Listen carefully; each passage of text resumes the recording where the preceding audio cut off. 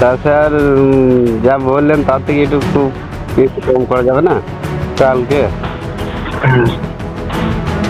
কাল কাল কোথায় যাবো? পঞ্চায়েত ওই যে আমার সঙ্গে যে ছেলেটা ছিল সেই ছেলেটা। তো ওই 500 টাকা কম করলে হবে, ওর থেকে আর কিছু বলছি 4000 টাকা দেবো এক্ষুনি। বেশ 5 দিন পরে করছি আমি, দিয়ে বলছি আপনি। আবাসে ঘুঘুরবাস। বাংলার আবাস যোজনার দ্বিতীয় কিস্তির টাকা পেতে দিতে হবে 5,000 টাকা। মুর্শিদাবাদের বড়োয়ার পাঁচথুপি গ্রাম পঞ্চায়েত সচিবের বিরুদ্ধে কাটমানি যাওয়ার অভিযোগ তুললেন ষষ্ঠী লেদ নামের এক উপভোক্তা।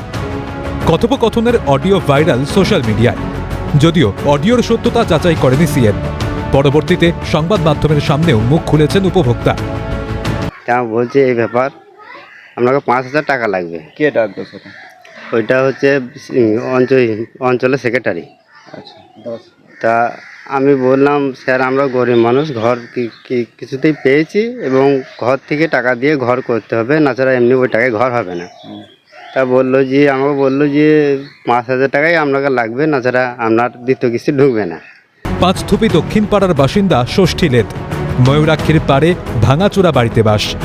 বাংলার আবাস যোজনা প্রকল্পের মাধ্যমে একটা পাকা বাড়ির স্বপ্ন দেখেছিলেন গরিব খেটে খাওয়া এই মানুষটি। প্রথম কিস্তির টাকা পাওয়ার পর কোনো মতে বাড়ির অর্ধেক কাজ সম্পন্ন হয়েছে, কিন্তু দ্বিতীয় কিস্তির টাকা হাতে পেতে গেলে অগ্রিম 5,000 টাকা লাগবে বলে জানিয়ে দেন পাঁচথুপি গ্রাম পঞ্চায়েতের সচিব। শুধু তাই নয়, একদিনের ভিতর টাকা জমা করার কথা বলা হয় বলেও অভিযোগ। এতগুলো টাকা কিভাবে জোগাড় করবেন, সেই চিন্তায় ঘুম উড়েছে ষষ্ঠী লেদের। কোনো উপায় না দেখে বিডিওর কাছে নালিশ জানিয়েছেন উপভোক্তা। অন্যদিকে অডিও ভাইরাল হতেই 180 ডিগ্রি ঘুরে গেলেন গ্রাম পঞ্চায়েত সচিব। তার দাবি, ভাইরাল অডিওতে থাকা কণ্ঠস্বর তার নয়, ফাঁসানো হচ্ছে তাকে।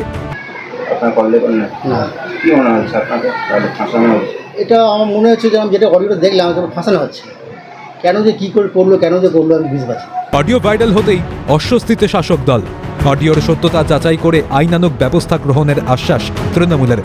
এদিকে বিষয়টি জানাজানি হতেই কটাক্ষ ছুড়ে দিয়ে লড়াইয়ের বার্তা কংগ্রেসের। আমরা আমাদের জেলার ডিএম সাহেব রয়েছেন, এসডিও সাহেব রয়েছেন, লোকালে বিডিও সাহেব রয়েছেন, আমরা ওনাদের কাছে আবেদন রাখবো যে ভাইরাল রেকর্ডিং, সেই রেকর্ডিং এর সত্যতা যাচাই করে ওই ব্যক্তির বিরুদ্ধে আইনগতভাবে তার বিরুদ্ধে ব্যবস্থা গ্রহণ করার জন্য আর্জি জানাবো। এটা কি সেই আধিকারিকের টাকা, তার পৈতৃক সম্পত্তির টাকা দিচ্ছে? এটা আমার আপনার টাকা, সেই টাকা ট্যাক্সের টাকা দিয়ে সেই বাংলা আবাস যোজনার টাকা দিচ্ছে।